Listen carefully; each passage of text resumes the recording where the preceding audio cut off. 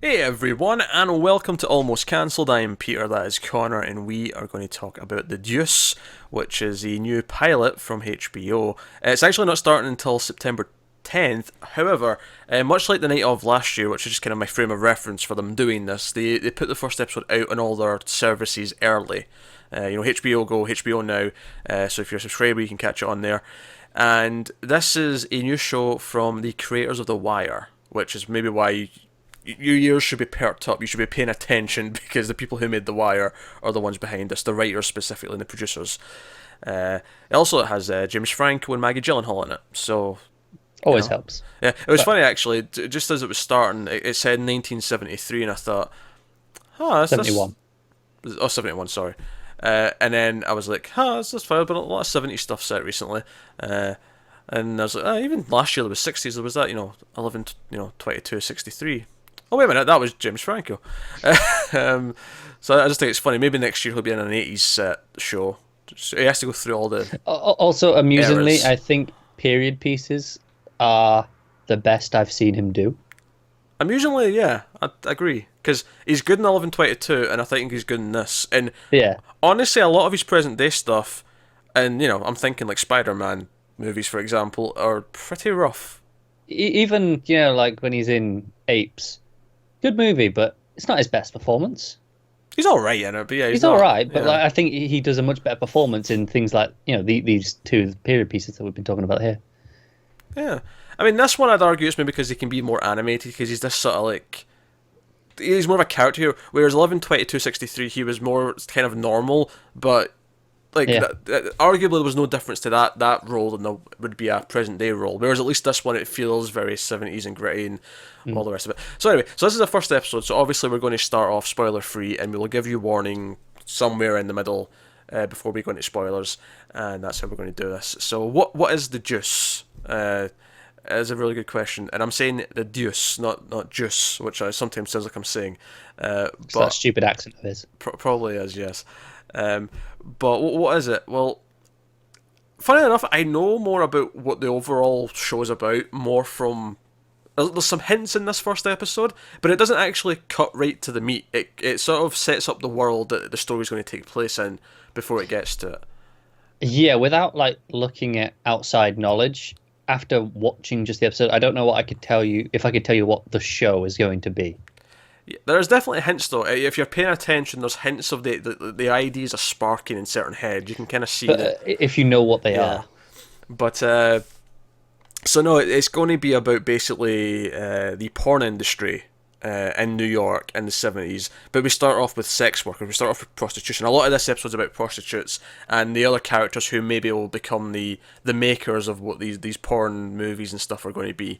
So, but what this episode very much was setting up all the characters. It's not rushing to the point of the show. It's here's the world, here's the characters, and if there's one thing that The Wire was really good about, it was going at a really consistent pace, and it really let all the characters speak and breathe in all of their scenes and really let them grow and be fully fledged people with all these different, yes, I mean, even the good guys have flaws, the bad guys have some good qualities. There's shades of grey, and it's very complex, and they feel well rounded.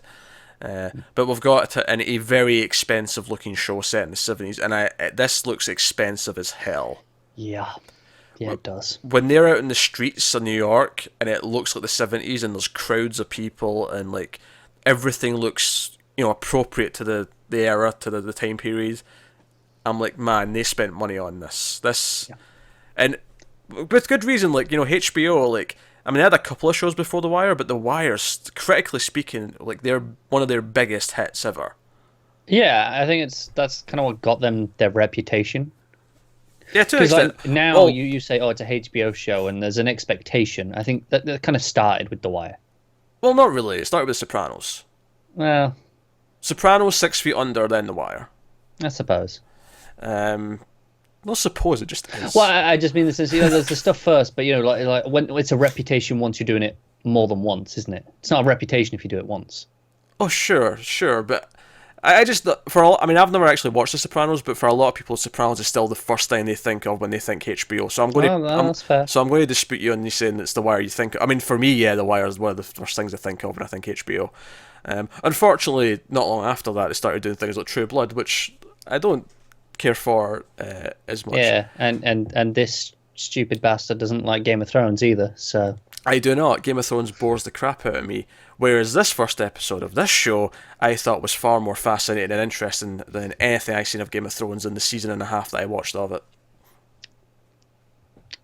I'm not sure I'd go quite that far, but it's very good. You liked it though, that's good. I did like it a lot. I don't have to fight you on it, that's good then. Cause I might fight you on whether I prefer it over Game of Thrones, but... Oh no, Game of Thrones is too dull, and like, I mean, I know there's eventually dragons and there's eventually winter, and I mean eventually. How many seasons did it take them before there was winter? 5, maybe 6. I don't know. Aye, yeah. There's, as much as there was no porn making in the first episode of this, I'm pretty sure we're going to get to it in this first season, right? That's fair. Right, I'm making that point. But no, I like this a lot. I thought again, it's very deliberate pacing, and each scene kind of breathes on its own. It does have one of the first things that really struck me with The Wire when I watched it was it took me a little while to get used to some of the accents and the slang and the sort of the local dialect that a lot of the characters used. There was a lot of characters. It's all these drug dealers in Baltimore, and they're all speaking in thick slang, and for a little while it was kind of hard. Like, you got the gist of what they were saying, but sometimes they'd speak so quick, they'd almost mumble it at times, and it was hard to get a hold of. And people said that about Sean Bean in Game of Thrones. I don't remember enough to if I agree with that or not.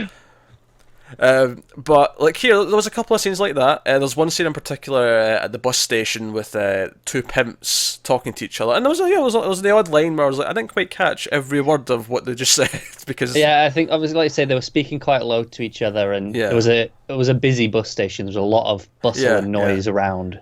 Yeah, but I mean, again, it's the sort of thing you very quickly adapt to it because they are still speaking English. It just takes a little bit to get the intricacies of how they say things.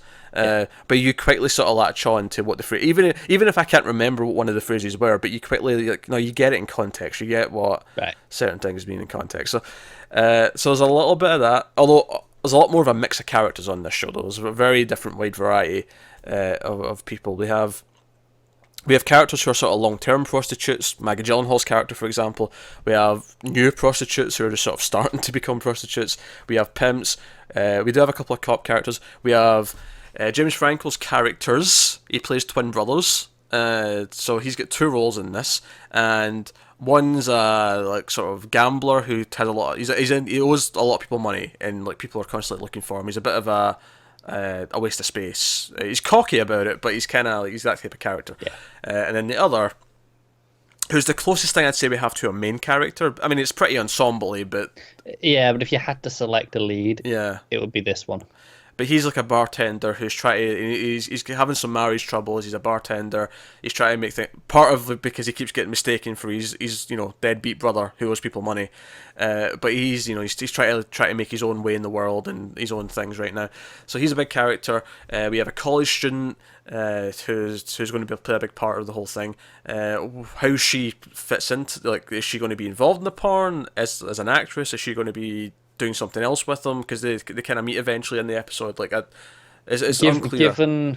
Given what she's studying, okay, she's a college student. She's studying English literature, and she writes the scripts. You think she writes the scripts? Okay, I do. I'll accept that guess. That's pretty good. How deep she wants the scripts to be? She's going to flex her writing muscles. But to be fair, and they kind of go, dial it back just a little bit. Well, that's the thing though. Porn at this time was actually more plot focused. Well, as I said, they'll dial it back a little bit. We need a bit more sex. They'll let her do some stuff. This was back in the era when, and I mean, funnily enough, this was before internet when people just couldn't watch it at home. But this was back when people actually went to theaters to watch porn, so they almost felt like they had to actually give it a story. And they had to do something with it. Yeah, sure, the raunchy sex scenes are there, but they need more, deep throat and whatever other, I don't know what any classic porn titles, but I know that's one of them. So this is where the show's going, and I think what this episode does is it really sets up all the characters. Like it makes them all fully fledged people. Like I said, like all of our main characters, like I understand to a point already. Like I feel like I'm kind of in their heads. Most of the main ones. Yeah, no, I agree with that. And then the whole idea of like the seeds being planted, so that the idea to do this feels very natural, is there. Like just the simple idea of like. All it is in this episode, I don't think this is a spoiler at all, but it basically has the idea, oh, we'll put the wait, he was in his bartending job, oh, we'll put the waitresses in skimpy outfits and like have some of them outside to attract people into the place. So he's objectifying the women who work there for financial gain. And it works, like it says, it's the most they've ever earned in tips, so it benefits them and him. So right away, you have this seed of an idea. And then obviously you have the prostitution that's everywhere, so you can see how they're going to meld them together. Maybe even part of the idea will be, oh, this is maybe safer than being a prostitute. Yeah, it's a controlled environment because, like I say, one of the plots is about like how safe are they? Or one of them gets beaten during it. Yeah. And it's like like maybe this is safer to we can control the environment, and you don't have to go out and meet all these people. Yeah, in a weird way, as much as he's still doing something that objectifies them. Although, arguably less. I mean, porn's objectifying to a degree, but I'd almost argue making your waitress who's in a regular job do that is actually more, just wear the skimpy outfit is more objectifying. I guess than porn in the sense itself, that because when they sign for porn, they know what they get. Yeah, they sign up for it. That's yeah, like clearly explicit in what you're doing, whereas waitress exactly. is not necessarily expected. The choice is made, whereas if you sign up for a regular job and then you're told, no, sex appeal, wear something skimpy, that's actually, no, wait, you're hitting me with something that I should not be doing, kind of idea. But so he could almost say, like, I'm offering the prostitutes a legit way out. Like, and again, I'm just kind of assuming that Vincent, which is Frankie's the other character's name. That's the brother. There is a reason he did that. There's a reason why I said that. But James Franco, there's a reason why his character, like, I just assume it's him that's going to be the lead, the driving force. He's clearly the businessman. He's the one who's aspiring to be better. He's the businessman. He feels like he's at the center of the story, and he's the only one that's not already got something that feels like their thing. Like everyone else, they're already sort of like the pimps are the pimps, the prostitutes are the prostitutes, the cops, the college student. For her as well, to a degree, feels that she's ready to do something different. That maybe she's not happy with her life, and you can kind of see how they might pair up and they'll maybe start something. So, no, So obviously the performances are very good, pretty much from top to bottom. Yeah, I can't think of any bad ones. No, all very good. The only time I questioned something, and this is even a performance thing, this is more of a wardrobe and hair thing, is CC, probably one of the main pimps that we encounter.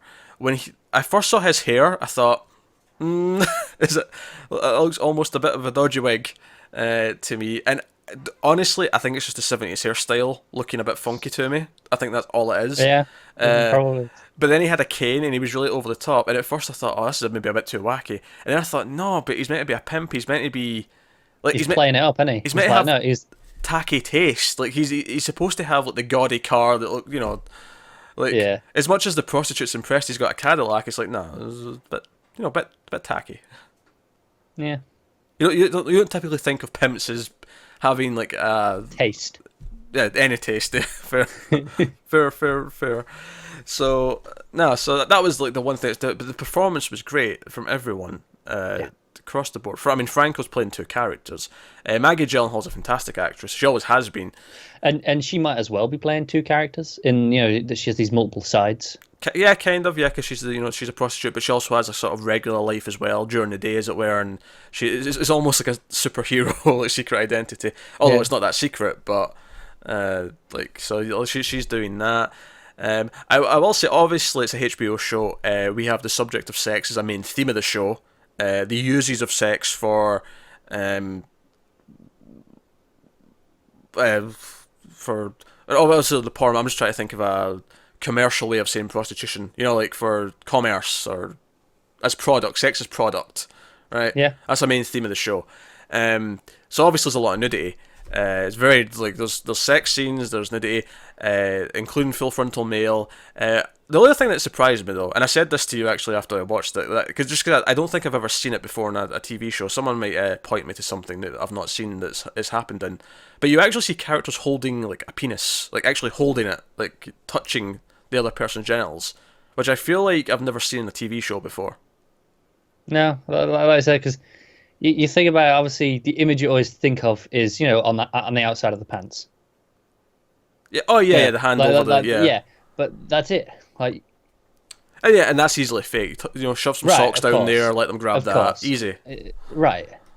Yeah. But yeah, I don't recall ever seeing it. Yeah, and it happens multiple times as well. Like, so they're really setting the tone. Like, no, we're not going to shy away from the stuff, and it doesn't feel gratuitous because it feels like no. The whole part of this is that you're meant to feel seedy. Like that's the thing. You're on these streets of New York, and you're seeing all these prostitutes, and a big theme of this first episode certainly the illusion that it's actually kind of glamorous. That when you recruit a prostitute, oh, you get anything you want. It's good money, and it's all this glamour, and you get all this stuff, and it's all this fancy things.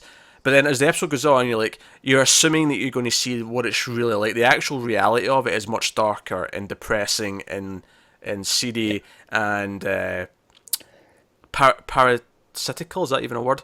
Yes, it's. Is it? Okay, cool. Hey, nailed that. Good for you. But that's how it feels. Like, and obviously by the end there is hints that okay, this is actually dangerous. It's it's not a pleasant and I think most people don't think it is a pleasant lifestyle, but it's presented as such. Just showing, yeah.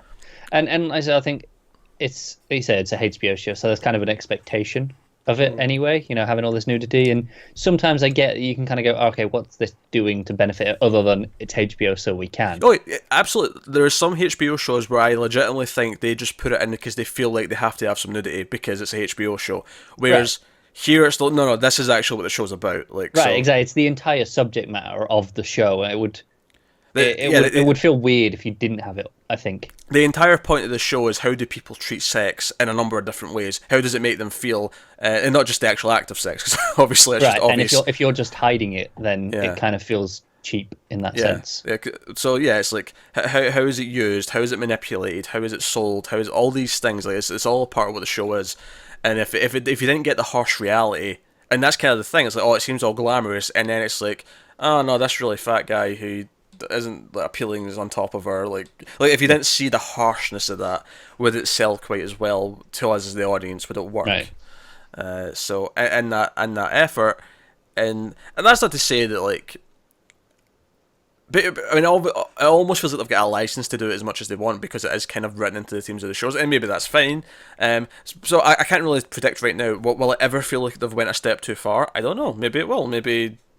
No, because obviously in this first episode you kind of expect really go in your face with no, this is what it is. This is what it's about.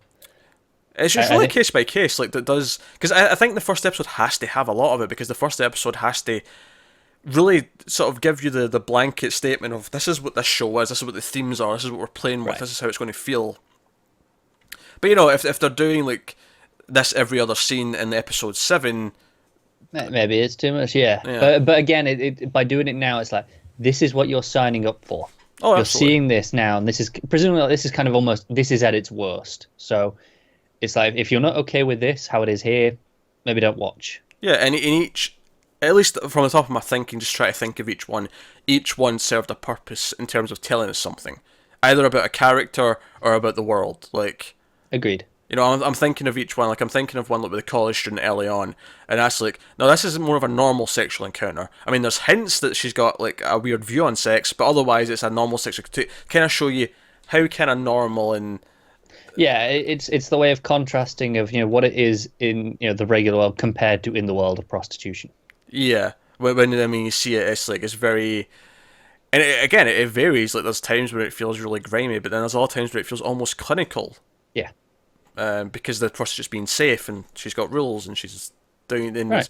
And you wouldn't do that with a partner because you wouldn't worry about the rules because you presumably if you're in a relationship, you're not worried about STDs because you're both in a relationship and you already know you don't have them, so you're fine. Like there's a comfort there, as opposed to this. And there's a scene in particular with a young kid I shouldn't say kid, but someone who's just of age, like someone who's just Well, yeah, his no, birthday. it was his birthday. Yeah, Yeah. exactly. But he looks really young, and he goes to a prostitute, and that entire whole sequence was deeply uncomfortable.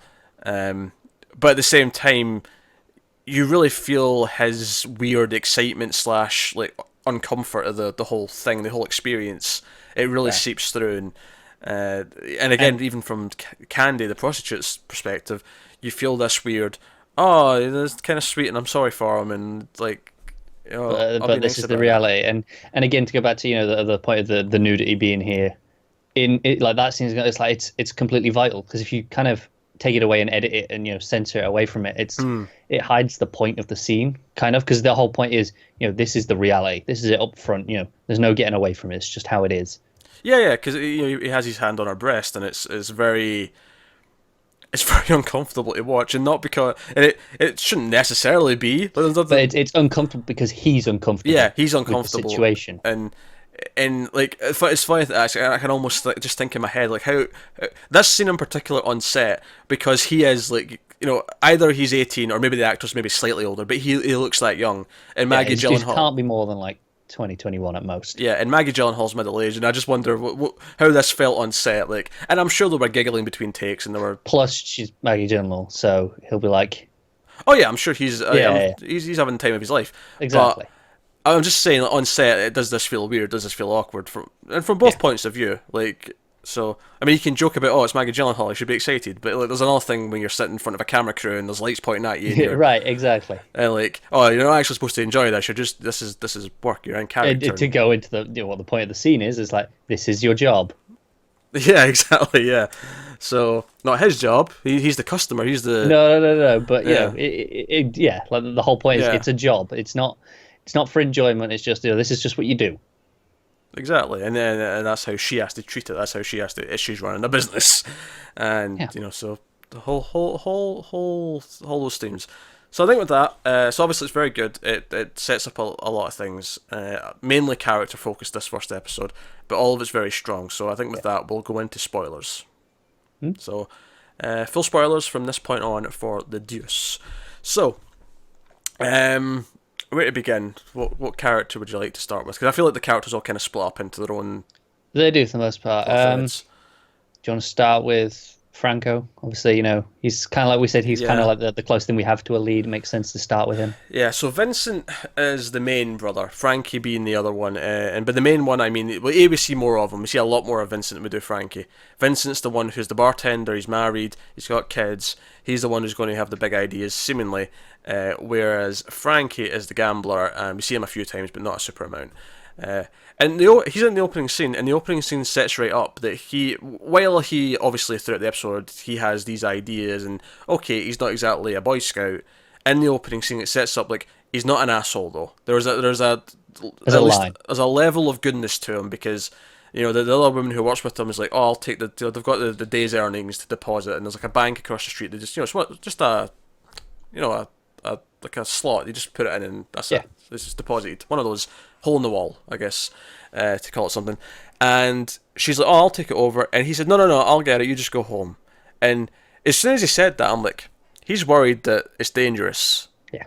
Like, you immediately get that. And of course, he goes over and this car pulls up. And he actually rushes over and puts it in before they get to him. So he's like, well, it's in the bank now. I can't, unless you want me to break it at the bank. Like, It was a bold move, really, when you think about it. it was bold, and he gets some hits for his trouble, and he ends up wearing a bandage over his head for the rest. Well, not bandage, more of a big. Well, it's kind of a bandage. It's a big square kind of bandage.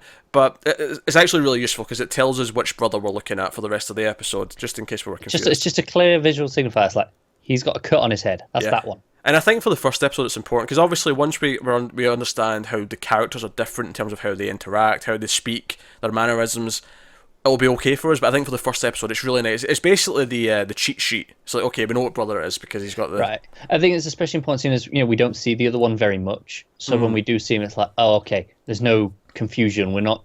If we were jumping around a lot between them, I think it'd actually be easier because we'd have a grasp on them individually quicker. Yeah, sure. Because the first time it cuts to the other brother, to Frankie, he's just swaggering down the street, but even his swagger feels a little bit different. Like he's It does. a bit more full of himself. all these things. So yeah, so basically he has this problem with his wife. He goes home and his wife's not there. His mother-in-law's there, who's been looking after the kids, and that happens a couple of times. And we see that he's not perfect because he seems to be initiating an affair with a co-worker, with a redhead. Because I can't remember her name, so she's the redhead, just for point of reference. That's all I had as well. Yeah, and you're ginger, so that makes it okay. So he has this, and eventually he gets pissed off, and he goes to this bar where she is. Yeah. And he storms in, and she's with these guys. She's just playing pool, admittedly, but it feels kind of like she's there. She's not home. She's seemingly constantly not home, and she's drunk. And when he tries to take her away, these guys interfere, and he basically has to back down, like, because he realizes he can't win this. The guy's not alone for a start, but he's also quite intimidating. So he's a big guy. He backs down, and again, it felt like once again the world is shitting on him, kind of like it has been all episode. Like, because he's meant to be on a date with his wife this night, and he actually loses his job over it because he was meant to have this night off, and his asshole boss, because he's working 2 jobs. There's the one where it's the fancier, is it a Korean restaurant? Yes. He works the bartender there, but he also works at this bar. And he's at this bar, and he's told, no, if you leave now, you're fired, because it's busier than I was expecting it, so you need to stay. And he just walks out. So he's having a really shit time of it, right? Getting beat up, all these things. And him having to walk out of that bar from his wife, it was this final straw. It was like, he doesn't control anything in his life. He is desperate to control things. He is desperate to actually take his life into his own hands and actually have a say in what's going on. Everything is just kind of crumbling around him. And actually, to his credit, he goes home and immediately starts packing. He leaves. He goes, and he ends up on a sort of sleazy motel that all the prostitutes use, which gets him in that sort of vicinity. He's on. Yeah, it's how he's connected to the rest of them. Because he mentions that his 2 jobs are on opposite sides of the river, so he's constantly going back and forth. So he's like, no, I'm just going to live on that side because that's where the job I've still got is. So he goes and lives there. Interesting, his wife, I recognise, there's a lot of faces in this I recognise from various things. His wife was in a movie last year called Monster, which I actually quite liked. It was a horror movie. I didn't see it. Or The Monster, I think. Not to confuse it with the Charlize Theron movie from like 15 years ago. Yeah, we'd really get confused when you said last year.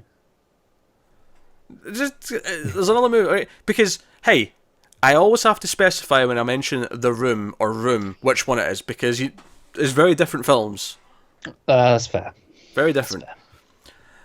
So that's it. That sets him up, and he, like, and again, like, these guys come to the bar and like talk to him about his brother. It's like, yeah, your brother's kind of skipping out on us, so we're basically coming to you for his debt. And it's like, again, this trouble's coming to his doorstep, and it's like, I didn't think this scene was going to go the way it did, because he actually basically just says, look, I can afford this per week, right? I'm willing to play ball. So, go back and tell your boss, this is what's possible. I'm telling you what I can physically do. I'm willing to actually do this. Don't be a dick about it. Look, it's like, this isn't my debt. I'm doing what I can. Yeah, I'll pay the original money. Screw the interest. It's not my fault he's an asshole. I'm willing to play ball to a point. Yeah. And he actually the guys can understand. He's like, okay, I'll go back to my bosses and see what they say, and so on. And it goes relatively well. And again, it's this idea that he's actually quite good at talking to people. He's good at dealing. He's a good businessman. Yeah, with these situations, he does this. So, yeah. And sure enough, later on, he has the girls outside and they're doing this, and it packs the place out, because there's a scene in the middle where the owner's like, oh, we're going to have to shut in like a month because everything's always dead. No one wants Korean food. Apparently, although that's quite popular these days, I think. It is, isn't it? But I think that's kind of the joke. Kind of the joke, yeah. 70s people weren't into it yet. But so we get this clear picture, and even at the end of the episode, or towards the end of the episode, he does have this meeting with his wife, and she's basically apologising, like, look, it's not that you haven't cheated on me as well, and it's kind of, you get the idea that they're both kind of guilty of doing the same thing to a point. But maybe the difference is, though, is he still was willing to try and make time to actually still have parts of a marriage, where she was basically just giving up, seemingly. Yeah, but again, it's establishing, this guy's not perfect, as much as he's kind of a hero, so to speak. Yeah, so that's a strong word for her, but yeah. It is. Yeah. But, yeah, he's not necessarily the best person. Yeah, he's got his moral lines, certainly, but he's not, like, squeaky clean. He does things that, people do not approve of. But the thing is here in this scene, she's like, no, come home. You're living in that stupid motel. Come back to us. All the rest of it. and I keep saying motels, hotels. The motel's on the road, but he basically says no, and and I think it's a big thing for his character because he's deciding to take it into his own hands. He wants to actually do something with his life that's just his and actually control it. And he kind of is making that choice. He's making that choice to break clean. Not quite Breaking Bad, but it's kind of a similar idea almost. The way he's going down a want to different path. break out and be independent. Yeah, which yeah. again ties in with Candy very nicely. And to be fair, it's actually almost like not he's becoming a prostitute, but just the idea that he doesn't want to deal with the sort of the system that he's put up around himself. Right. Yeah. Because that's a big thing for Candy, where she says how, it's more work because she's doing this on her own. She's independent. She doesn't have a pimp. She doesn't have a pimp. Yeah, all the other girls will have pimps, and they of course take cuts and sort of manage it and pay them. And she's like, it's more work. There's more risk, but she's got that control. Yeah, right. It parallels nicely with that stuff, and obviously the idea pays off with the waitresses, and he can kind of see it for him in his head that he's starting to think about ideas that this is maybe going to lead to the idea to get into the porn business. And I don't know if there's illegal about porn. I mean, the way it can be done illegally, sure, but we don't know how he's going to achieve it yet. I mean, we'll see what path we go down. Right, we can't predict that just yet. But given that he's a good businessman, even if it's illegal, it won't be. It'll be high collar illegal, not. It'll feel legitimate, even if it's not necessarily legitimate. Yeah, if it's illegal, it'll be because he's not. It'll be more like fraud than just a simple misunderstanding of what the red tape is. He'll know exactly what he's doing. It'll just be the choice will be to cut corners for various reasons, probably economic, I imagine. It's the usual reason, isn't it? But then maybe not. Maybe it'll be completely legit in the eyes of the law. But I can certainly see controversy arising from it. But no, so it sets him up very well in that sense. So at the end of the episode, when he meets, I'm just still learning the names, Abby, who's a college student, and we'll talk about her in a minute and her side of the story. It feels like this meeting of minds, this is maybe the spark of where things are going to go. Yeah, they really kind of challenge each other in that scene. Yeah, I think what's interesting is talking about parallels. When she first was up at the bar, and she's there with the cop that came with her, and the cop kind of forced her into a date. It was kind of like, it's like, I won't arrest you if you come with me for a drink. Yeah, and never even in that sense, but it's just the implication. The implication's there. Exactly. She knows it. She goes along with it. Yeah, but she ends up hitting it off with him, the bartender, with Vincent, and they start talking about literature and whatever else. They're talking about what she does and what she learns, what she studies, and all that. And they're hitting it off so well that the redhead that he's kind of having an affair with is over in the car. You can see her watching. She's not very pleased that he seems to be hitting it off so well with this girl. And I think that parallels nicely with one of the plots of the prostitutes.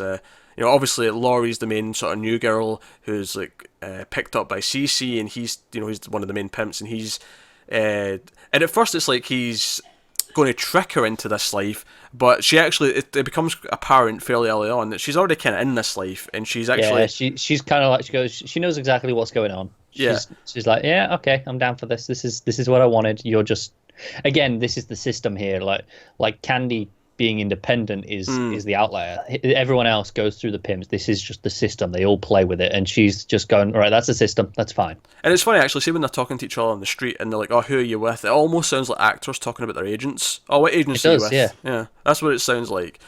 But where was I going? You made me lose my train of thought.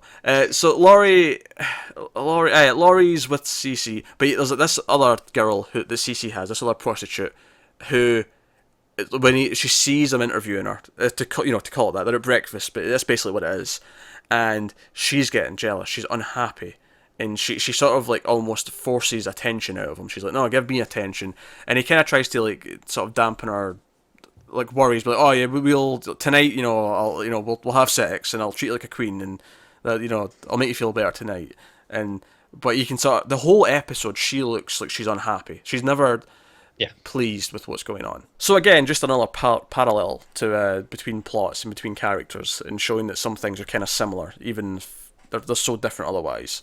Yeah. So that was kind of. So I guess we'll talk about Cece, and by extension Laurie. Yeah. and the other girl, because we kind of just sort of bled into that. So yeah, we have this whole scene with Cece and this other pimper sitting at the bus station waiting for people who arrive and kind of looking for, obviously pretty girls. There's even some talk about how, we have to pick the girls that appeal to our clientele. Yeah, not just the ones that they like the look of. Yeah, so they're going for basically the skinny white girls is basically the conclusion of the conversation. And then lo and behold, Laurie shows up, and she, played by the actress who played Amy, Emily Mead her name is, on The Leftovers, which we've been working through. It's the reason I remember her name as Laurie so well is because it's like she's the one from Leftovers, and there's a Laurie in Leftovers. Yeah, spelt differently though, to be fair. Well, I didn't know that. Doesn't matter.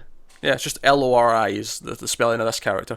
But she, so I would say she's taken for breakfast. And then later on we see her with the other girls, and she's like, she even says something like, and we know that she's already done this in the past because she says, "Oh, I need a pimp. Or if I don't have a pimp, I get lazy." Like she needs that discipline. Yeah, and when they get there, they're like, "Oh, I can tell you're new," And she goes, and they're like, "Oh, you've been around the block." And she's like, not this block." Yeah, but yeah. This isn't new. It's just new here. Exactly, yeah. So she's not actually as fresh a face as maybe what he was thinking, but lucky for him, she's in the market. So right, it's easier for him. But again, this is where I'm talking about how it all feels glamorous at this point. Like, oh, come to the big city, yeah, I'll take care of you. You get like when they go to that, like diner where where he takes her for breakfast. It's clearly a pimp place. Like they're all the pimps there with all the girls, and like here's your gifts for this week, sort of thing. Yeah, it's very this system, but here's all the spoils of what this life is, and yeah, this is it at its best. Yeah. And of course, there's other scenes with other characters as well that kind of show the darker side of it. But obviously, this plot directly gives us the ending of the episode, which is the darkest it gets all episode. Because this, and I'm sorry that I'm forgetting the name of this other prostitute that is sort of the CC's original girl, we'll call her. There's so many characters in this, and the names in IMDb are not very easy to quickly glance at yet because some of them don't even have character names on here yet. So. She's unhappy all episode, and she's like nagging, and then eventually, near the end of the episode, she comes in one night, and he's like, "Oh, why are you not out in the street doing your thing? Making me money." And again, this is the thing about Cece. He never has shown himself to be angry. He's always sweet talking them. He's always treating them like they're queens. He's always talking that way to them. Yeah. I mean, he's getting what he wants, but he's always being like very appreciative and gentlemanly. If you just looked at it publicly, he looks like an upstanding gentleman who treats them perfectly lovely. Yeah, I would say that, well, he still thinks he's a pimp because he's got a cane. Right, okay, yeah, you're not going to mistake that, but he seems to, he treats them well enough, he talks to them nicely, he seems like a decent guy. And it's funny though, like during, she comes in and she's like, "Oh no, I've got like a headache or something like she says tonight. Yeah, I didn't feel like it. It was raining. Yeah, it was raining. Can we not just go somewhere and do something kind of thing?" That's what she says to him. And again, he's playing it very nice, and he's like, "Oh, we'll go somewhere and we'll talk about it." And it's very calm, it's very, again, he's sweet talking. But I actually had the thought, like, I feel like there's going to be, like, can a prostitute just go to her pimp and say, "I didn't feel like working tonight"? It doesn't, much like a lot of organised crime, it feels very good and well until you realise that you can't quit because you're kind of, dominated by this violent figure. And we see examples of other pimps being protective of the girls. Like if one of the clientele hits a girl, they'll go and protect them. They'll go and beat the shit out of them. Like they'll want to do that but again, it's very like you're their property almost. Right, it's protecting their investments. Yeah, rather than because they actually care about them as human beings. And maybe that'll vary from pimp to pimp. Like maybe there is maybe the pimp in this episode too we do see wants to protect Darlene, like because she's the one in that plot. Like right. Maybe her pimp. For all we know, maybe he does feel that way. Maybe he does actually feel protective. And we assume that's where Vincent's plot kind of is going. The idea that we've seen he is ultimately a good person. He when he wanted to protect her at the start of the episode, it's like, no, you don't go to the bank. It might be dangerous. Yeah. So that's where he'll come in and be like, no, I want to make sure you're a bit better. Yeah. So we have all that stuff, but at the end of the episode, it's actually we cut to Vincent with the redhead in the hotel room, loudly having sex. But then they hear a scream, and she's like, "You better go check that out." And he's like, "Yeah, I'm going." And he goes out the hall and he like creeps up to the door and looks into the stairwell, and it's Cece and the prostitute, and she's crying, she's bleeding from, well, it looks like the armpit, and I thought that's very wise. He's cutting a place that's not going to be very visible. Because again, that's exactly why he's done it. yeah, it's the goods. Like, she's there to sell herself. He even kind of says, like, I don't want to mark your face. Yeah, exactly. That hurts your value. And it's like, yeah, here's the reality behind the closed doors. Here's why it's not such a glamorous life, because even the person who's claiming to protect you will do this. Like, this is where it is. And you also get the sense that this comes with age as well. Like, Laurie's been treated very well because she's young. She's like 22. She's, here, you're like, maybe even younger. I have no idea what age she's supposed to be. But whereas this one is like, oh no, you're actually getting close to 30, which isn't actually that old, but in terms of sex work for this business, that's that's getting a bit older. And it's like, oh, maybe she's not like pulling in the money as much, as quickly as she used to. She's and like the idea that she's unsatisfied with the life, he's maybe not as happy with what she's earning, but then there's this idea of jealousy. That's almost, in an odd way, it reminds me a little bit of Raise the Red Lantern, which is not a story about prostitutes, but it's a story about a rich man with multiple wives in China, set in whatever time period, not present day. And one of the big things in that movie is that the new wife, who I think is the fourth wife, and she's the youngest obviously because she's the newest one, and like the older ones are like jealous, and it's the idea that they raise the Red Lanterns if like he's in their room that night, so he chooses what night or where he's going to spend his night and which room. And like the older ones get really jealous because they never really go to hurt them anymore, kind of idea. And I was almost getting that kind of feeling here with new and young is better. Yeah, and like the idea how that makes her feel, and this weird dependence she has on him because she has relied on him since she probably started in this quote unquote business. Yeah. So again, all the character stuff very strong, and even from Vincent's point of view, this is the big thing at the end of the episode. As much as we've seen him earlier on want to help people, want to protect them, and he's looking through the little window in the door, just this little porthole you can see through, and he's looking up, but he gets too scared and he can't intervene because it is dangerous, it's intimidating. Guy stood there with a knife, and he's kind of like, no, this one ain't for me. Yeah, he's willing to kill, and he sort of walks back. And it feels almost like when he backed down from the guy with his wife, like he had to kind of suck up his machismo almost. And then he's also I think maybe he kind of knows CC, because obviously when CC walks past him, as he's going into the room, he says, "Oh, hey, Vincent." It's kind of like because he's living here, and it's they're like kind of casual acquaintance kind of right. So he kind of knows him enough by reputation, maybe to know, maybe I don't want to mess with him. Yeah, and because obviously there's that moment afterwards, like the actual final shot is Vincent walks back to his door, but he's not quite went in, he's still standing in the hall, and then CC walks past. He just kind of says hey as he walks past, but he's very stern. It's not this usual sweet talking that we've seen throughout now. And again, it's the idea that maybe this is the first time he's even seen him like this, like he's never seen him be this way. Or I wonder, CC, we not really seen him interact with anyone except people who are, pimps or the prostitutes. So maybe he puts on that act for all of them, but then when it's just this random guy that maybe even the cop, because remember the shoe shine stand. Yeah, that's true. Where he's friendly. I get the feelings like that with everyone. That's just the way he projects himself. Yeah. And I'm thinking this is maybe the first time that Vincent's seen him be like. Even the fact that he went to like some quiet stairwell to do this, like he keeps this. Yeah, and again, it's the idea that it's like, okay, now we're seeing the reality. Yeah, it's like so something that, and I maybe it's kind of a metaphor for crime in general. Yeah, organized crime seems like fun, but then, this right, and this is kind of presumably why he's going to want to set up, Vincent will set up this porn stuff. Like we talked about how maybe it's safer for the girls. And I think it's part of him will be this way of getting them out of the pimp system, getting them out of their. What concerns me though is some of the pimps going to. How are they going to react? Yeah, are they going to be unhappy with this? Like if he's taking the girls from them. So I don't know. CC specifically, it almost feels like CC, despite seeming friendly, might actually be like one of the biggest villains of the show. Like as we go forward. Yeah, I imagine at first they'll just keep paying the pimps, as in this is the cut we would have made from being a prostitute, but we've got all this extra. Yeah, maybe I have no idea what. How they're going to tackle it, what the system's going to be like, is it going to be an outright poaching, is it going to be like, we'll just want them for the day, so we'll pay you X amount kind of thing, or what? We just don't know yet.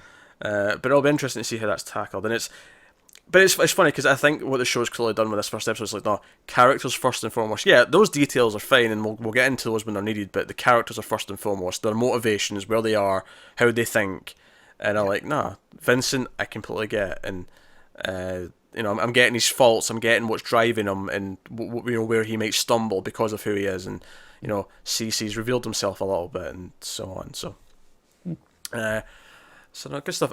So I think we'll jump over from there. I think we'll jump to Darlene. We'll go with this slightly smaller character compared to maybe the other couple of big ones. She's another prostitute who doesn't belong to CC. She's with I think Larry Brown's that pimp's name. But forgive me if I'm maybe mixing it up. Well, we get a few pimps' names.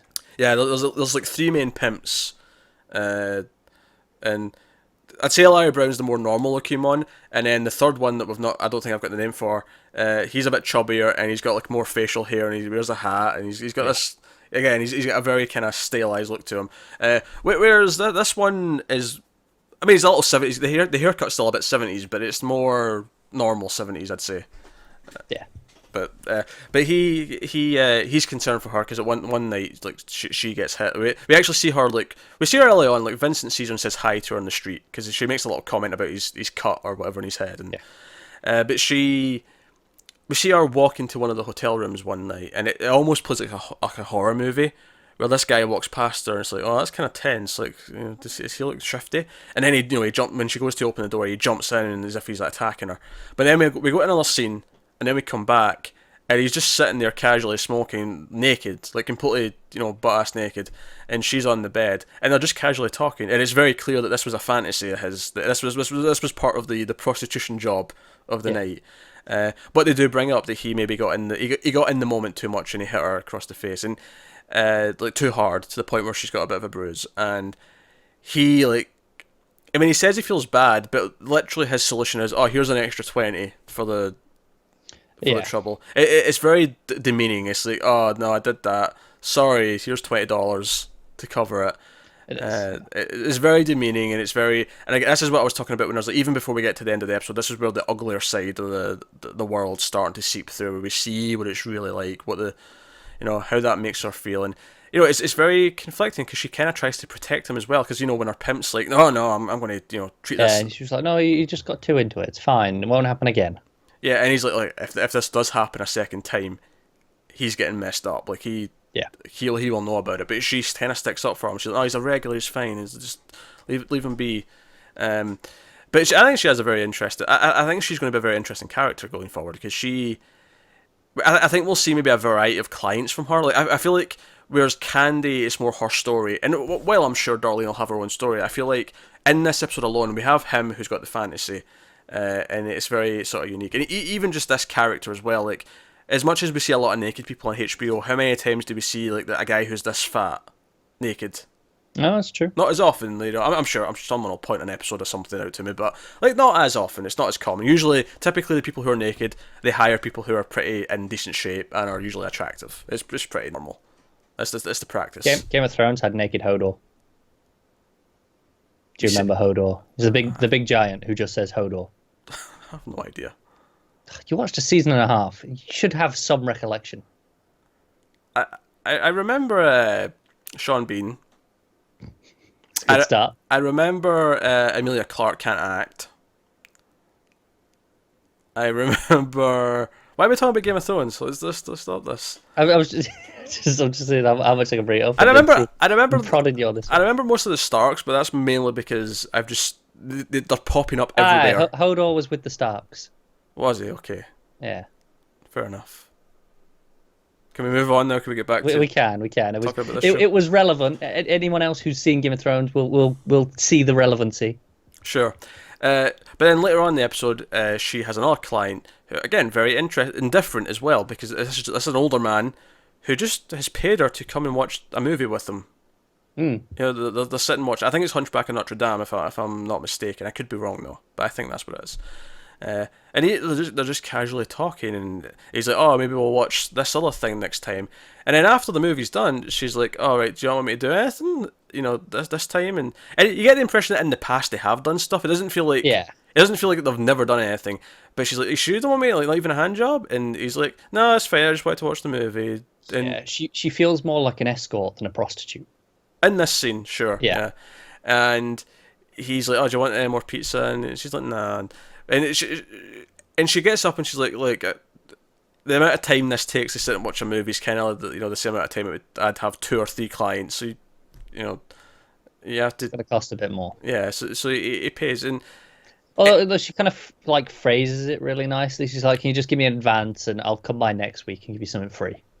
yeah, she approaches it in a really gentle way, and part of that may be just because depending on who the client is, she might have to be gentle, or the guy might react in a bad way. Whereas I don't feel this guy was ever in danger. He seemed like a nice old man, honestly. Did. From what we've seen of him.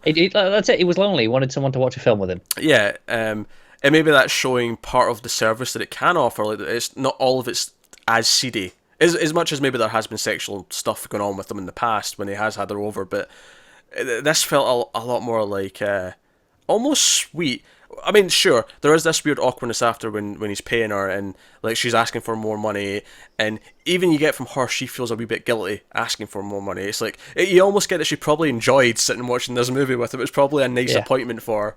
Yeah, but at the same time, it's kind of like maybe she's a bit afraid of her pimp as well. Like, oh sure, yeah, I can it's get like that. look, like I know I did my job, and this is technically our agreement, but Especially since that's when she keeps the pimp, because the pimp's also awaiting a spot for all the girls at the end of the night, and she keeps him waiting like an extra, like it's daylight by the time she runs out to him, and he lets it go because he sees the amount of money. He's like, oh, that's actually, and that's because she got that extra. Had she shown up with the regular amount, it might have not went as smoothly. Right. So it's interesting. So that was her stuff. Then we'll go to Megan Gyllenhaal's character Candy, who we see as the sort of the more veteran prostitute. I'm not just saying that 'cause she's a little bit older. Just in that she's independent. She's been doing this a while. She has rules. And she has a son. We find out she has a son. That she doesn't live with her son. That the son's with her parents, seemingly, and we see like. She's like one of the pimps is trying to, the chubbier pimp is trying to like talk her into like sort of coming under his wing, and she's like, nope, don't do it. And that's the first introduction we get to her.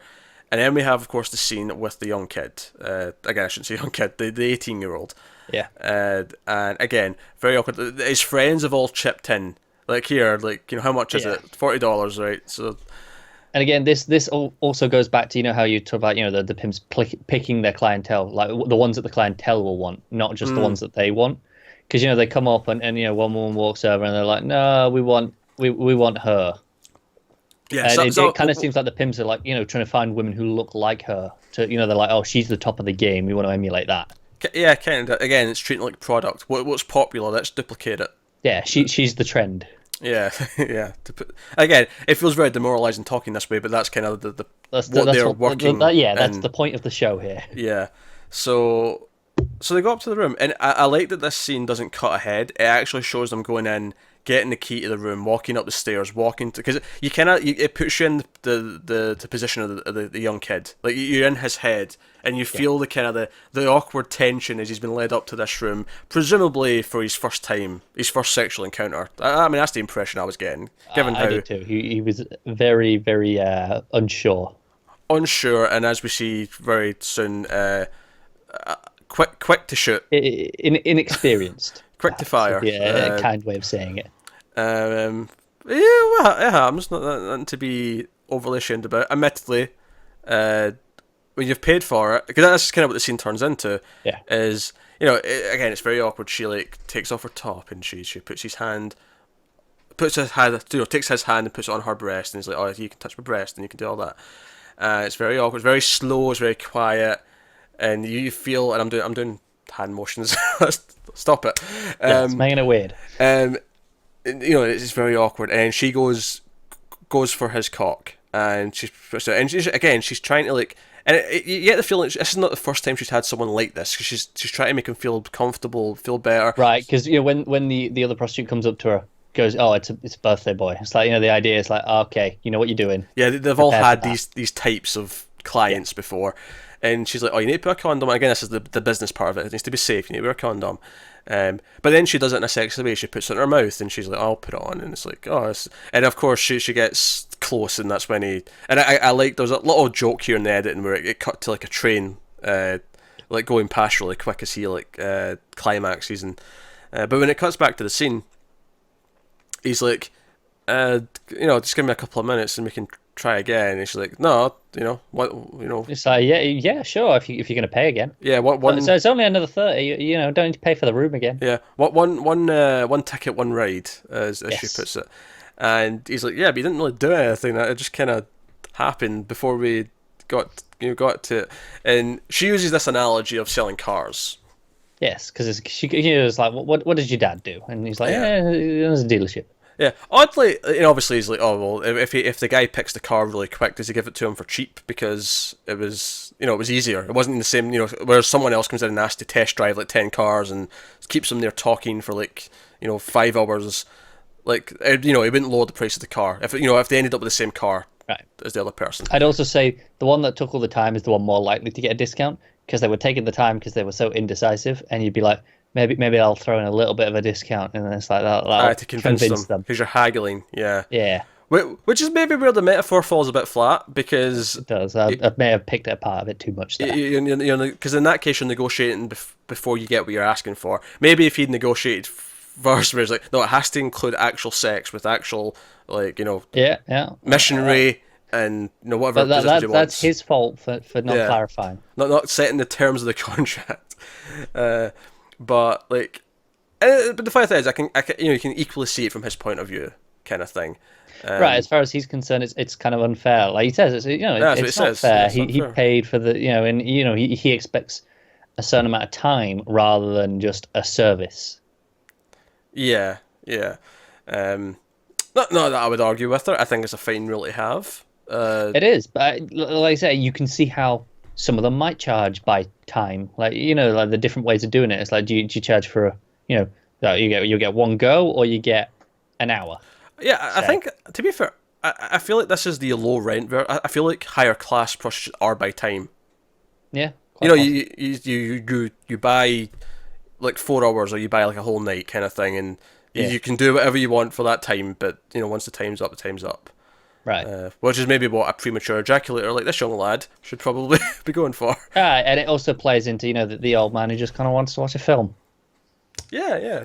He should be paying for 90 minutes. He should be paying more because he's paying the time, which is kind of what that scene got into. It's like, maybe I need more money for this, and maybe this guy, maybe he should be paying less in theory. But then again, then you kind of compare it. It's like to again make comparisons to other things that don't quite add up. But like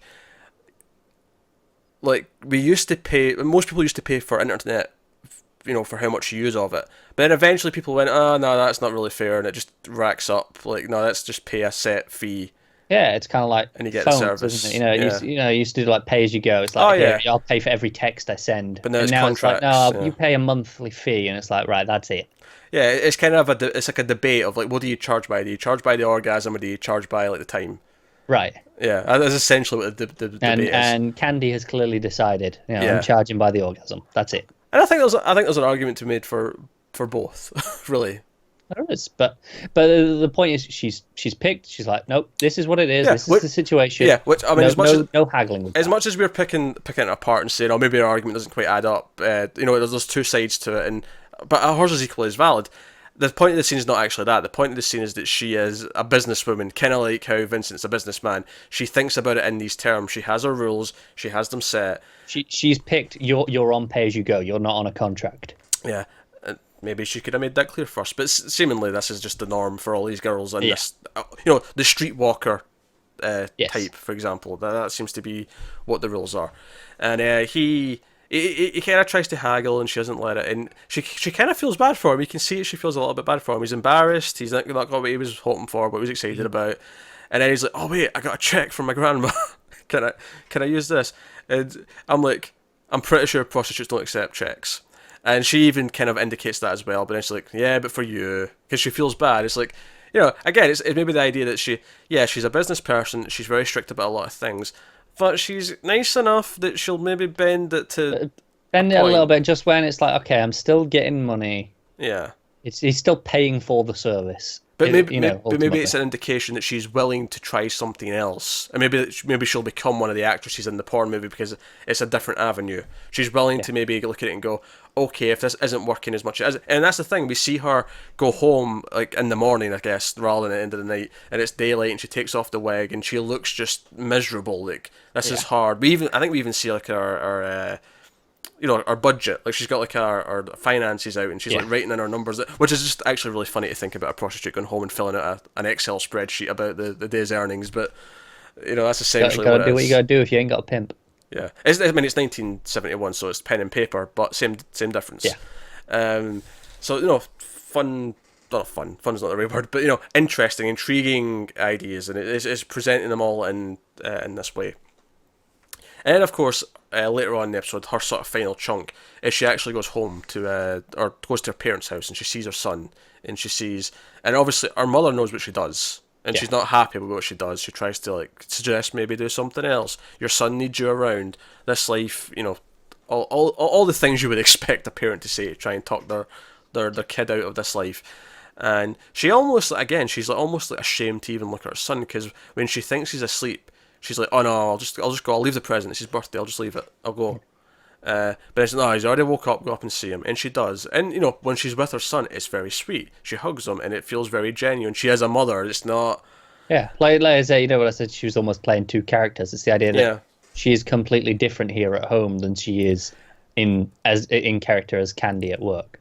And I think a big point of this show as well, maybe, is to show that, this should seem obvious, but prostitutes are still human beings and have all these. Like, I think it's very easy to dismiss them as, oh, they're just prostitutes. They're just, this is all they are. Right, because it's the act that they're putting on, that they're presenting, and it's easy to get lost in the act. Yeah, whereas here we see she goes home and fills out a budget because she has to pay for her bills. And she has to, like, and she has a son, she has these concerns, she has these worries. She's ashamed to a point of what she does. So it's interesting to look at these different things. And that'll take us to Abby, who's the college student, who the first time we see her, she's in a lecture, and the lecturer is going on about things. I can't remember off the top of my head. Fallacies. I remember the word fallacies coming up a lot. Stuff that went over my head. That doesn't narrow it down, to be fair. It doesn't, does it? So, but he gets distracted because she's kind of making the eyes at him, and she's kind of she's playing with the pen, and she's being kind of all sexy. By the way, I recognised her as well. She was in Adventureland, but that turned out to be where I knew her from. So we got someone from The Leftovers, someone from The Monster, the horror movie from last year, and then someone from Adventureland. So no, there's a lot of faces. Interesting, I guess. No, it's weird when it happens like several times, like back to back like that. Where I'm like, oh, there's someone else I recognise. Oh, there's someone else I recognise. So he gets distracted, and then she kind of like, because he says, oh, what was I talking about? And she's the one who says, oh, you were talking about this. And then the next scene we see of them, they're having sex, and again, we said earlier, it's a bit more normal to a point where they're having sex. He's a little concerned, like, oh, we shouldn't be doing this. You're my student, and I'm like, so many years older than you and whatever. And she's a lot more casual about sex. She's kind of, because she's making fun of his old face. She's like, oh, you should see when you're looking at your face when you finished, and oh, this would be silly if it wasn't so much fun, and blah blah blah blah. But interesting, there's this weird implication at one point where he's talking about the papers coming up, and she makes this little comment about, oh well, at least I don't have to worry about that now. Or so, no, it wasn't that exact line, but it was kind of, he gives this look back. It's like, wait, what? That's what this was for? Yeah. But then she does kind of play it off. She repeats some of those phrases that we heard vaguely in the lecture. It's like, and she's like, see, I know the jargon. Yeah. So it's maybe just setting up the idea that she's not necessarily opposed to using sex to get something. Right. So just, even if she's not being deadly serious in that scene, it's setting up the idea that she's at least familiar with the idea of using sex for something, and she's not, it's there, it's in her head. Yeah, definitely. But then later on we see her with friends, and they want to get drugs and stuff, so they run out of what they have, so they go to this dealer, and they make her go and try and purchase, but unfortunately for her, there's cops staking the guy out, so she gets arrested with the guy. Yeah. And her friends drive off. I mean, not much they can do there, really, was there? Not much they can do, but it still feels cold, Yeah, It does, but at the same time, it's like, well, what are they going to do? Jump out and go, hey, no, we're with her. Arrest us too. They could have still just sat in the car, just so she didn't have that crushing feeling of them driving off and abandoning her. It's saying that you would side with them. Just, I want to point that out. I'm I'm not just saying, surprised. I'm not I'm surprised. looking at it logically. It just, I can't blame them. Because Sometimes, it's like, well, why drag everyone else down? sometimes logic is cold. You forget the human core of what's going on. I People, see it. I take the logical one on this one. people say I'm robot-like for my lack of emotions at times. This is just a stunning display of just no consideration for your fellow human being. It's just shocking. It's appalling, quite frankly.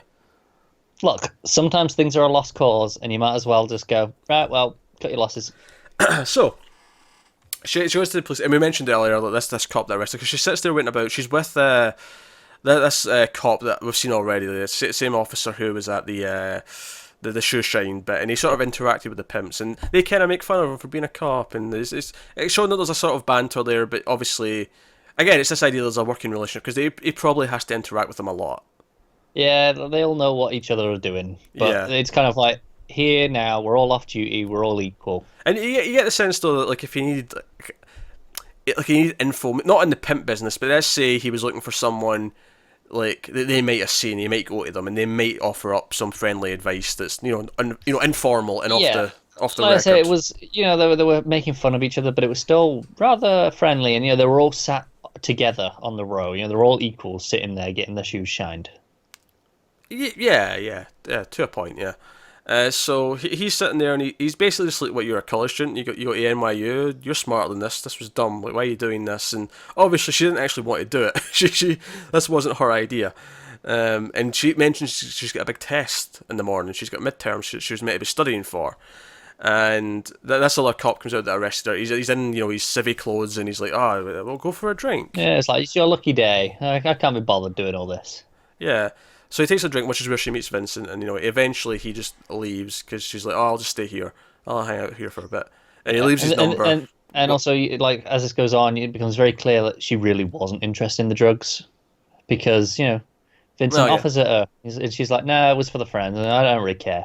Yeah, because she was talking about, I was meant to stay up all night studying, and to an extent that was true. She did need to stay up all night studying, but the cop leaves. He gives her a number, which Vincent actually, when he realises that she has no interest in it, she's like, just ruffles it up, I'll get rid of this, gone. So obviously they have this meeting in their minds, and again, her way of thinking and his way of thinking might actually kind of coexist quite nice. They might bond over their shared kind of interest, which we already see them doing to a point, but what I mean is his business side, her kind of desire to do something different, because of course, when she goes to her test the next morning, she's just getting there in time, and she's a little bit late, but she gets to the door and you can hear the examiners like saying, okay, here's the rules, don't do this, the usual speech you get at the start of an exam. Yep. And so she's right there at the start, so she's not like super late, but she almost walks in, she sees her friend sitting there, and she makes the choice to back away, and she walks down the hall. It's like she's making this choice that, yeah, this is what I'm supposed to do, but I don't actually know if I want to actually do this with my life. Yeah, it's the idea that she was going through the system because it was just what was expected. Yeah, and she doesn't want to be a part of that system. She doesn't like the system. Again, it comes in with with Candy, like that thematic link where it's like, and obviously Vincent as well. It's like, yeah, we're all playing the system, and everyone else we're just expected to, but we're going to do something different. Obviously, they're all in different stages of that. Yeah, and I can see them all coming together. Like I can, if Candy ends up being the performer, the kind of idea. Yeah. But no, so again, all these characters really well defined, really well set up. Like, she has an arc in this episode where she decides, you know what, I'm just kind of faking this college thing. I'm just not going to do it. It's not me. Vincent has an arc. Candy, maybe not so much an arc, but it reveals like she has a lot more going on, and she has these doubts, and she has this other life. Like, she has something to fight for. She has a reason to get out of it. Yeah. So. No, so really well-defined characters. Is there any characters that I've missed along the way that you want to talk about? I don't think I have. I've hit all the main ones, but... No, I think we hit everyone that we needed to, or at least the ones that I would have mentioned. Yeah, any scenes that I've lost, I don't think so, but just in case. There was a lot to take in. This was an 80-minute pilot, so there was a lot lot of stuff in there. Yeah, and to its credit, it never felt long. No. Like, you didn't feel the length. It was well paced, like you mentioned earlier, well directed. Yeah. Well paced, well directed, well acted. Like I say, budget it's very stylish in the fact that it looks like the 70s. It legitimately feels that way. Yeah, it was one of those where it needed the 80 minutes to establish all these characters, because as we've clearly gone through here, there is a lot of them, and they're all well defined. But you need that time to do that. Yeah. So, like, it doesn't feel like it's long for the sake of it, which I think sometimes these extra long pilots can be. They can be, but certainly this one definitely isn't. It used its time wisely.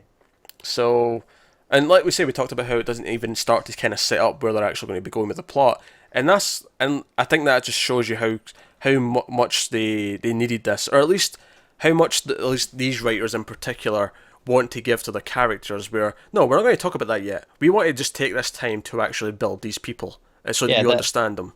They're very confident in what they're doing. Where other than the hints of what it's going to be, if they don't mention like the video porn industry at all. They don't. The only time it really comes up is when Frankie's walking down the street. He's walking down like the theatre sort of street, and you see a couple of the titles on the thing. There's also a couple of non-porn as well. There was a Bird with a Crystal Plumage, which is a Dario Argento movie. Decent little flick. Good little horror movie. Yeah. So these ideas are there, but it's not actually touched on in any obviously normal way. Thematically, it's like of course it's there. Yeah. And also just one point of nudity I want to add in here, because this one was intentionally kind of very surprising and sudden. As I seen earlier on where Vincent's just walking through the street and he walks past a phone, a phone box, and as he's getting close, there's a guy on the phone, and you kind of see like he's a little bit of emotion, just enough to get, it looks like he's getting a blowjob, like someone's down there. And then he walks past, and he actually looks down as he walks past, and sure enough, there's a woman there, and she's actually holding the dick.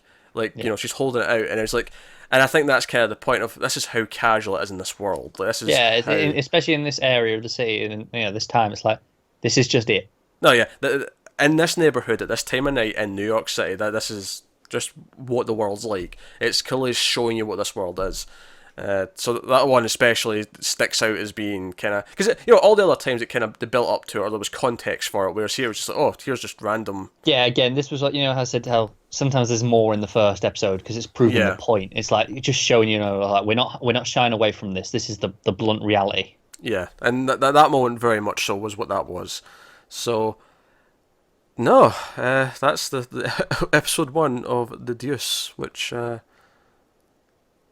Good. Really good. Yeah, no, and I shouldn't be surprised. The Wire's excellent, which you've not seen, but I have watched all of The Wire. It's very, very, very good.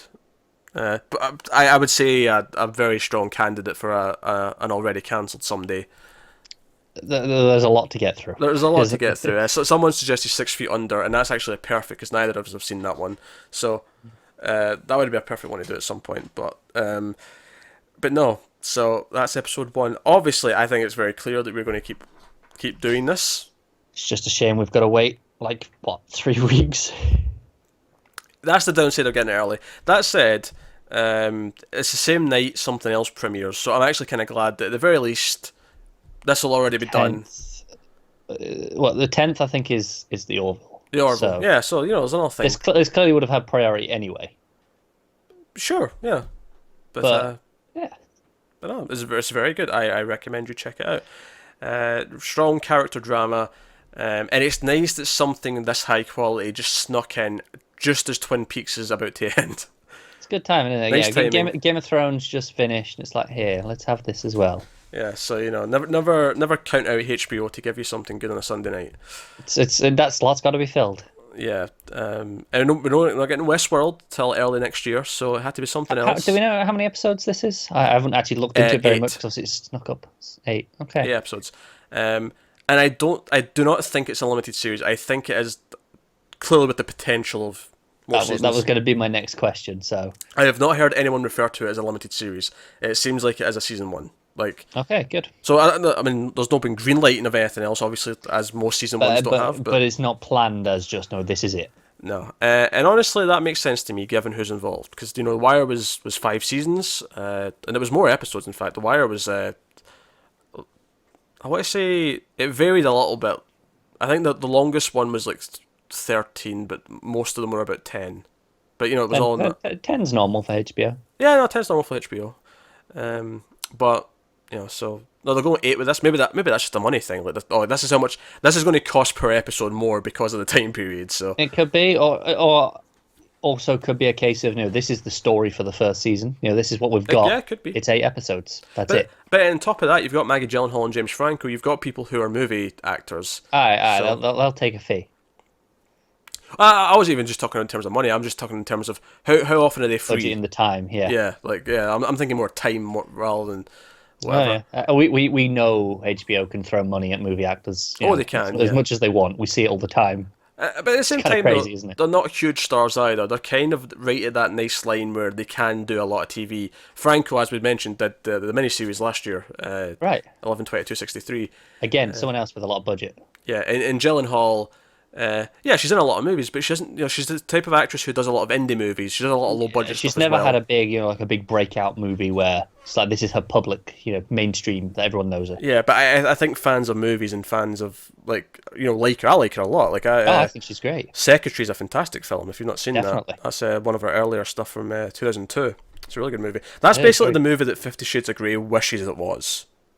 Basically. Pretty much, it's what if you take that subject matter and make it good. Exactly. In fact, the male character in it is even called Mr. Grey. Mm-hmm. Honestly, I think they should be suing Stephanie Meyer. Quite frankly, there's a lot of interesting parallels I would make. Then again, I'm saying that having never seen 50 Shades of Grey or read 50 Shades of Grey, because of course I've seen not the done trailer, that. and that's enough. Because of course I would never do that to myself. Why would I? So. But here we are. So no, Deuce is very good. By all means, let us know what you think of it in the comments below. We will be back for episode 2 in a few weeks' time when it does. So obviously the 10th is when this episode airs. So it'll be the 17th when episode 2 airs. So it'll be then or maybe the day after where we have a review up of that, and then obviously week to week from then on. So there you go.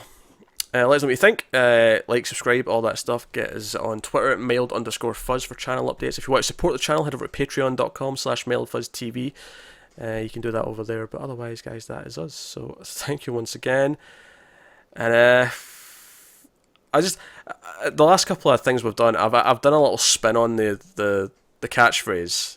I've added a little thing in from the show to kind of spice it up. Well, actually, in Twin Peaks, I just replaced it because it had a good line.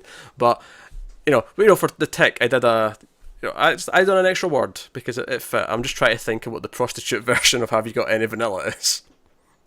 And that'll be $30.